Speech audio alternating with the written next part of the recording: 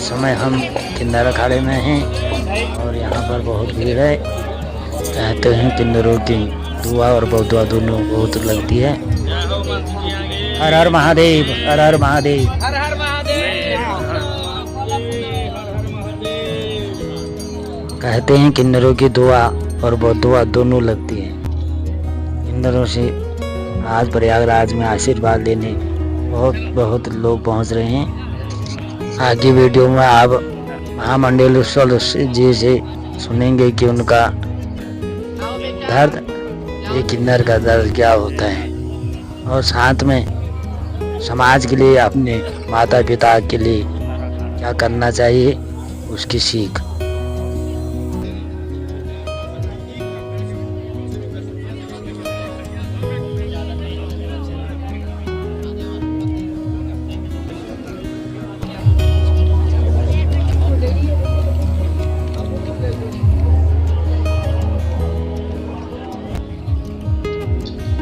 यहाँ पर अघोर तंत्र के उपासक लोग हैं जो यहाँ पर अघोर तंत्र की साधना करते हैं।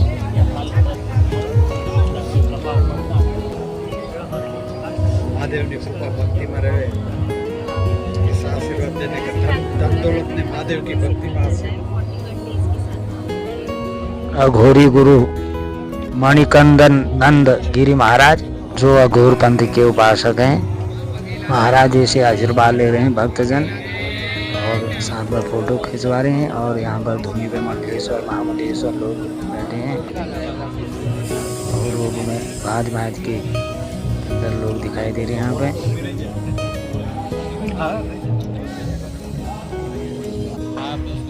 खाना खाया तो मैं इस टाइम में खाना खा रहे, आप भी खाना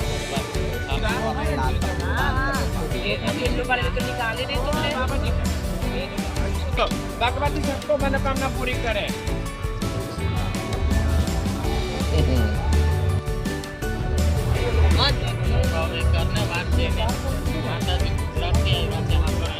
अब हम चलते हैं श्री श्री 1008 महामंडलेश्वर महापवित्रा जी के पास, जो अपना इंटरव्यू दे रहे हैं। इसमें होगा, घर से भगाया होगा, आज है ना, इस सब का टाइम है।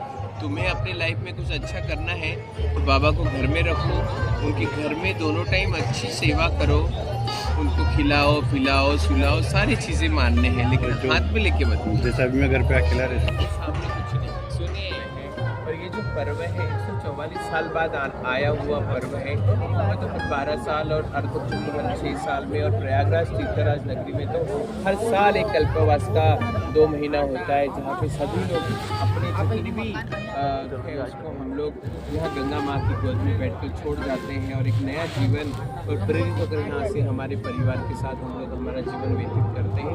बहुत अच्छा लग रहा है कि इस बार का जो भव्य कुंभ है 20 किलोमीटर के विशाल भव्य माँ गंगा की गोद में बैठा हुआ एक नया प्रयागराज, जिसका नाम है संगम नगरी तीर्थराज। और ये 2025 का महाकुंभ हमारे लिए बहुत अच्छी खुशियाँ ले आया है, आशीर्वाद ले आया है। और ये जो साल है ये बहुत अच्छे से बीतेगा और इसमें सभी मेरे भक्त, मेरे दोस्त, मेरे भाई, मेरा परिवार और पूरे जन कल्याण इसमें सुखी और आशीर्वाद क्या हुआ है कि किन्नरों की बददुआ लगती है, किन्नर ऐसे होते हैं। ये आम इंसान के साथ भी होता है, समाज के लोगों के साथ भी होता है। अगर मैं दिल से किसी का दिल दुखाऊं तो शायद उसके दिल से सिर्फ एक छोटी सी हाय निकलेगी कि देखो मेरा ना होना होते भी ये बंदे ने बोल दिया। मेरा कसूर नहीं है कि मैं एक आदमी के रूप में, एक नर के रूप में होने के बाद भी मैं लिपस्टिक लगा रही हूँ, साड़ी पहन के जा रही हूँ। तो ऐसी बहुत सारी चीज़ें हैं कि जो मुझे तकलीफ़ देती हैं, दुख देती हैं। ठीक है, मेरे ना माँ बाप की गलती है ना मेरी गलती है, क्योंकि मुझे नहीं पता था कि मैं किन्नर हूँ या हिजड़ा हूँ या मेरा कोई और लिंग है। मैं तो बचपन से जैसे मेरे भाई बहन पैदा हुए, जैसे हमारे समाज के लोग पैदा हुए, वैसे मैं भी मेरी माँ की कुछ से जन्म ली। लेकिन जैसे जैसे मैं बड़ी होती गई तो मुझे समाज ने बताया कि तुम ऐसे हो। तुम्हें हमारे लिए कितने सारे नाम होते हैं, छक्का, हिजड़ा, बहुत सारे ऐसे टिपिकल गांव के जो नाम होते हैं वो बहुत ख़राब होते हैं और उससे हम इतने दुखी होते हैं कि मैं अपने आप को और हमारे भगवान से या माँ बाप को भी हम कभी पूछते हैं कि हमने ऐसा क्या गुनाह किया जो तुमने हमें ये रूप में दिया। लेकिन मैं आज बहुत 48 साल की हो चुकी हूँ, दर्द तो मुझे भी बहुत है। माँ बाप का प्यार नहीं, भाई बहनों का प्यार नहीं, गलियों का प्यार नहीं, उस आंगन का प्यारा और मकान की ज़रूरत बहुत ज़्यादा है। तो मुझे जीवन जीना बहुत ज़रूरी है, क्योंकि मैं भागने वालों में से नहीं हूँ या मेरा समाज भागने वालों में से नहीं तो आज कोई भी फांसी लेके मर जाता या कुछ भी करके मर जाता, लेकिन हम लोग ऐसे नहीं हैं। बिल्कुल इसको भी अभी हेलो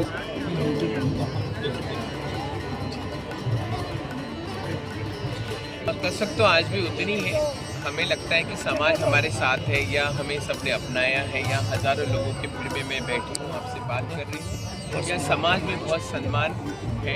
लेकिन कहीं ना कहीं आज भी समाज में भी वो कसक है कि अरे ये दुख है कि अरे ये तो ये हाल है, गली में मांगते मांगते तो यहाँ पे भी बैठ गए हैं भगवान की जगह पे, ये भी कसक है। लेकिन एक क्यूरियोसिटी है और एक इनको इतना ही समझ है कि आशीर्वाद से हमारा अच्छा होगा। लेकिन किन्नर के आशीर्वाद के लिए सभी लोग किन्नर के पैर छूते हैं, लेकिन किन्नर को भी किसी का आशीर्वाद लगता है। बहुत सारी ऐसी मूलभूत चीज़ें हमारे लिए समाज में है जिसकी गरज मुझे है, आशा मुझे है कि मुझे उनसे वो चीज़ चाहिए तो मुझे नहीं मिलती है। सबसे पहली बात तो है कि अगर मैं क्यों जाऊँ गलियों में भीख मांगने, मैं क्यों जाऊँ ताली बजाने, मैं क्यों जाऊँ नाचने गाने, मेरा पेट भरने के लिए और मैं अच्छा काम करने लगूँ। लेकिन समाज को वो चीज़ नहीं चाहिए। समाज को सिर्फ समाज ने या हमारे खुद के माँ बाप ने भी हमें कहीं ना कहीं उसी नज़रों से देखा जहाँ पे हमारी शर्म कि मेरे बच्चे की शादी होने की है, आपकी वजह से हम बदनाम हो रहे हैं या फिर ये हो रहा है। तो यही एक समाज का हिस्सा है। आखिरी सवाल, महाकुंभ के छोर पर आप बैठे, महाकुंभ में अब किन्नर अखाड़ा है और जब हम देखते हैं तो बड़ी संख्या में चलते चलते हम आइए चलते चलते कर लेते हैं तो लेकिन हम पहुँच चुके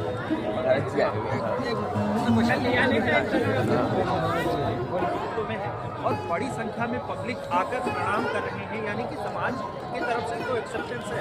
जी, ये कहीं ना कहीं हमारा बदलाव है। हमारे मौजूदा सरकार का जो हमें बदलने के लिए जो इतना बड़ा साथ दिया है और सनातन का जो और आज समाज उसका क्या एक हमारे देश का हिस्सा है, हमारे बदलाव बहुत जरूरी और ये बदलाव हमें दिया है सनातन धर्म।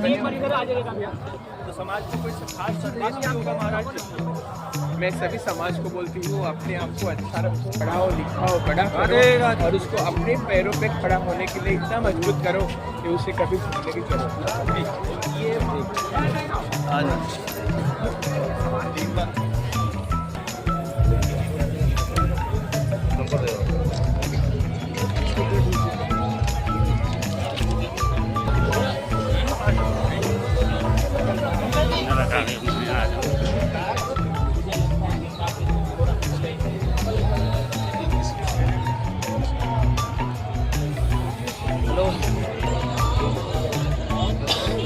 किन्नर